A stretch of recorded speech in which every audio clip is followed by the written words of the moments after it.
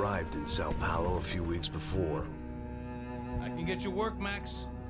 Work that only a guy like you can do. I ain't a cop no more. Well, I think the first two Max Payne games were very story-driven experiences, but the gameplay also was very cinematic. You know, it's, people talk a lot about the noir influences of the Max Payne series, but really Hong Kong action cinema was probably even a bigger influence. So they wanted the gameplay to feel like that early on, so we wanted to stay true to that, and then also just make sure that the experience really flowed from gameplay to cutscene and back out again.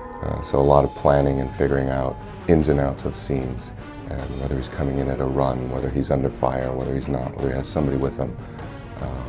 So yeah, just a lot of planning to make it feel like you never know what, you know what I mean, what's going to happen next if you're watching a scene when the action's going to kick off. I think setting in South America has added a bit to what we're drawing on in terms of cinematic influence. Elite Squad was a movie that we really loved, and you know, just the setting itself is very different. You know, a lot of people are sort of noting that it's a different setting than the sort of bleak, rainy, snowy streets of New York. So that doesn't mean it can't be a noir story. It just means there's more variety, and we still have dark, rainy, dark, snowy nights in different environments, but we also have some of this action and the story play out in the sun. We've introduced, you know, a left trigger over-the-shoulder aiming feature that most games have, where you can sort of zoom in a bit closer and aim more precisely on your target at the expense of your ability to move around quickly. So we added that, and we've added a cover mechanic, but those are ancillary additions to the core of the game, which is still very much the run and gun. Well, as far as Euphoria, it's basically a set of behaviors that you can tune, and so it's really how much effort you put into that. So with Max, we put a lot of effort into the different aspects of Euphoria and how we use it. So there's the hit reacts for the enemies to sort of evolve that and make those feel more connected. I think we had a good jump from GTA 4 to Red Dead, and you're going to see another good jump from Red Dead to Max, where you want individual shots to react properly. You want people to fall realistically.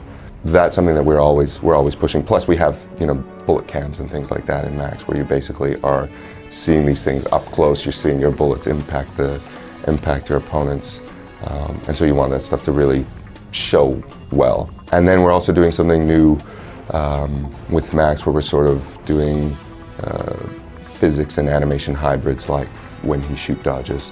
That's physics and a pose library of an animation pose library running together. So you need to be able to control where he's pointing, but at the same time, he needs to be able to behave realistically depending on his environment, whether he's sort of launching over you know, some kind of concrete divider or crashing into a wall or a bus or something like that. He has to feel aware of his surroundings, and so that was a big challenge and something that we spent a lot of time tuning.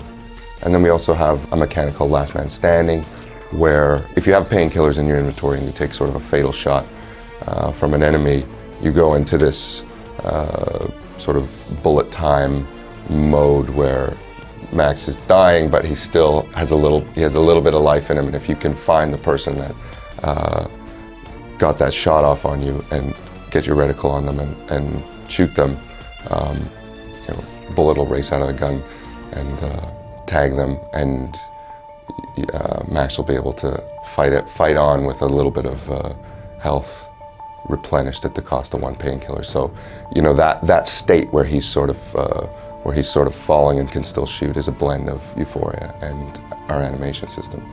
Another physics sort of Euphoria animation-based hybrid that we're doing is Max's prone state on the ground. So we've kept the shoot dodge from the original games. If you want to stay on the ground for whatever reason, you can stay there and keep moving your reticle around and shoot sort of 360 degrees around you. And that, again, as Max is sort of rolling around from pose to pose, that's another blend of physics and animation that we worked really hard to get feeling right and looking right, and it's very cool.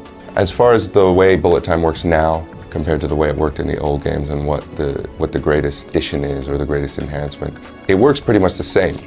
It's still there for players to use as a tool to slow down time, to give them an advantage over their enemies when things get hectic, which they do all the time. And that is something that we really needed to keep, allowing players to have that control. It hasn't changed, but yet it looks and feels completely different because of the sort of the depth at which we've integrated it. Max Payne 3 is out March 2012, and it'll be on Xbox, PlayStation, and PC. It wasn't pretty, but I guess none of what was about to happen was gonna be.